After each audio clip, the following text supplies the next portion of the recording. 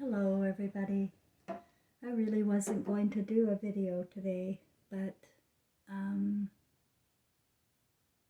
I felt the need to talk about twin flames and soulmates because something just hit me.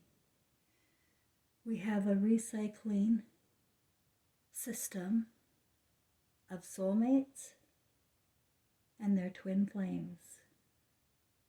That means parents and their children. That's how you can figure out who is who.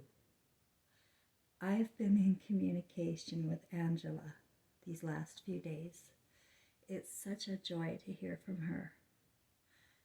And she feels that her son, that she has a 3-year-old, Caleb, and this is Dylan's half-brother. And she also has a daughter named Caitlin, which is really weird because it's not Caitlin, my granddaughter. But you know what, guys? This is the way the structure has been broken so apart. You know, with families breaking up and children not having support when they have, like Angela and Trevor were children when they had Dylan. He was 19 and she was 15. So, and no support other than us screaming at them with tough love, right? Always doing the wrong thing. Well, I wasn't. I was their support base. I really was. I accepted Angela. She was going to have an abortion. We talked about an abortion, or maybe I don't know, but I remember the conversation. We were in my car, my Firebird, on the way to prison to visit Trevor. Some drug charge or something, right? And always petty crimes my father and son were involved in. They were of they're twin flames, my father and son, and they are my soulmate. And that's why I love my father so deeply when I was a child, and that's why I love my son Trevor so deeply. They are my soulmate. Year or life after life after life, we're together.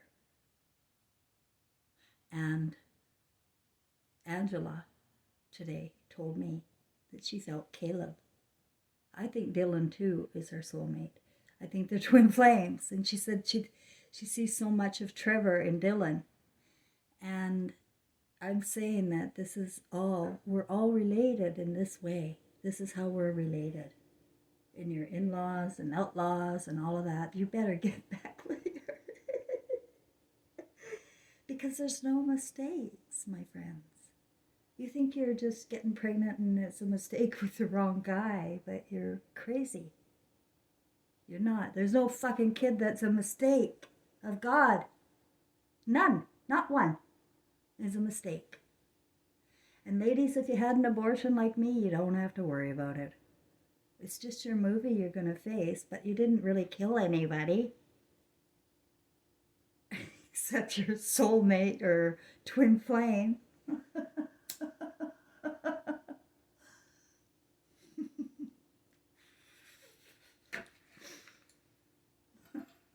You see how crazy we are here, guys? This is an insane asylum. It's horrible. It's hell. And when you start getting it, that's all you can see is how horrible we are to our little Christs, because every one of those Christs is a part of us. How can we forsake them? Let's get out of the head about forsaking God, worshiping Jesus on a fucking cross. How are you forsaking the children? That's what I would ask myself. I really messed up. And every time I have a flash, this is hell, guys. Every time I have a flash, a memory, like the time I was so proud and I even wrote in my book and I taught in life skills how to put your child to bed. I didn't know he was like crawling, and I put him in a regular twin bed. And I was a single mother, of course, and living in a townhouse with 2 levels, and the bedrooms were upstairs.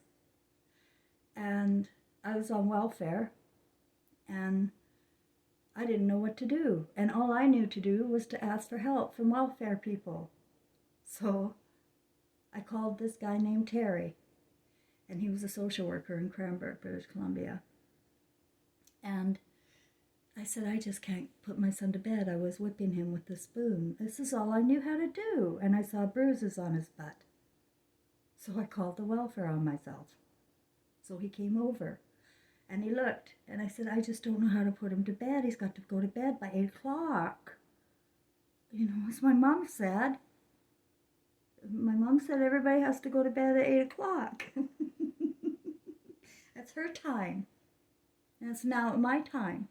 So he's got to go to bed. And so he taught me how to put my son to bed. And it worked like a charm. Like never again ever saw my son get out of bed. Ever, ever, ever. All you do, he said, Terry, if you want to have this little tidbit, because it's a good one, is lift them up with love, loving arms, because babies feel the tension in the mother's or father's body. So always be self-aware of how you're holding the baby for comfort. And don't give any words, just love as you pick the baby up and put him back to bed. And it'll take 50 times the first night, 20 times the next night. If you're really lucky, it'll stop. But Trevor, it took 3 nights, and then he just stopped. He never asked for that kind of attention again. Never asked again. But then I'm remembered in my flash with my movie I saw, the time when I lived in a basement suite a couple of years later. Always had to have Trevor in bed on time, you know, as a good mother. And lots of healthy sleep. And, you know, he wasn't eating his vegetables. So I'm going to tell you that too, guys. He wasn't eating beets. He didn't want beets. And we can't have that. So you know what you do? You call the social worker, which I did. I said, I'm going to get to frustration levels again if he doesn't eat his beets. And it was the social worker. She was actually very good. Her name was Anita. She said, well, you know, so what?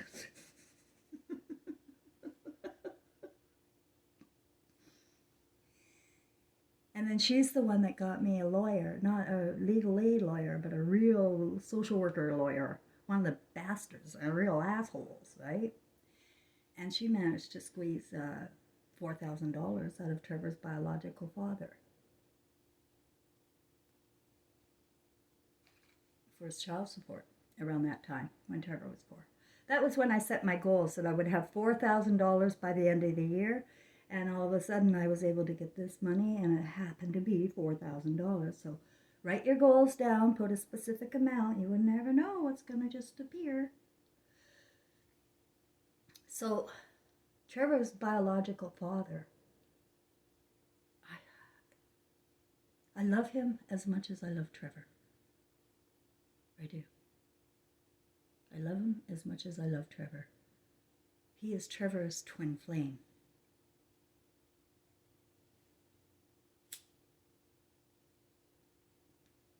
Not my soulmate. Trevor's twin flame. Trevor is my soulmate with my dad. Am I making sense at all? Because I don't want to be called crazy here on my channel anymore. But it really sounds crazy, I know. But I woke, I saw my life movie. I'm very self-aware of where I went wrong. And where I went wrong is not staying up with my son and letting him play with me. And enjoying her. You know, you go to bed when you're tired, people. You don't keep a baby up, you know, with a lot of racket if you're not paying attention to them. But you let them stay up if they want to stay up with you. My grandma and I went to her little, it's like a storybook movie, my movie. I'm not going to lie. I can't wait to get, I'm starting to wonder if I didn't write this movie. I really am. I think we all write our own movies. And if we write our movies, my movie is fucking genius. It's genius. I'm sorry. I know you're not supposed to brag. But everything in my story is so beautiful and touching, and pictures and images in my mind of my grandmother's house, and so full of baked goods and perfect, and 2 bedrooms, and her second husband slept in the second bedroom and me and her slept in the first bedroom. And she always had to tell me to keep still, keep still.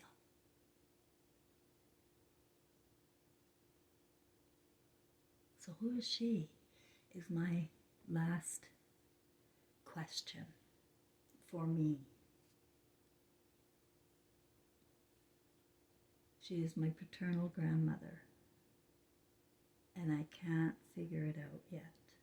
I know I'm a reflection of her because I have a picture of me and her, and she's just about 90 and I'm 35 or something, and or I can't remember at all. So, but that kind of big age gap, and my head is in front of a big mirror, and there are symbologies of wheat around with a wreath she had there on one of her lamps. And it's just her and I standing there together looking exactly the same, as if we're the same people. And we were the same people in the way we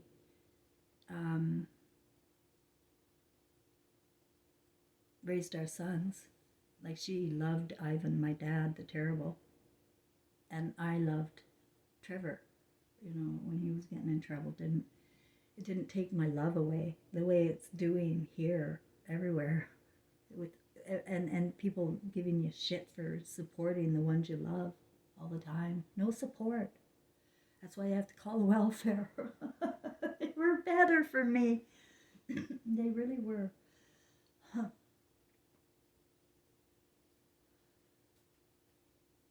Except that they'd never support you financially so that you could get on your feet.